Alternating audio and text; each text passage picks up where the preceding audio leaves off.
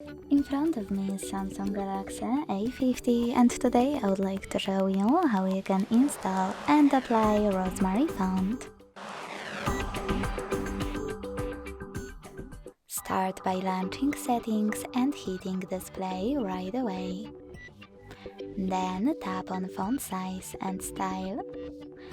Go into font style and choose download fonts. Finally, you need to tap on this little icon next to Rosemary one. Wait for it to download and when it's ready, go back to font style list.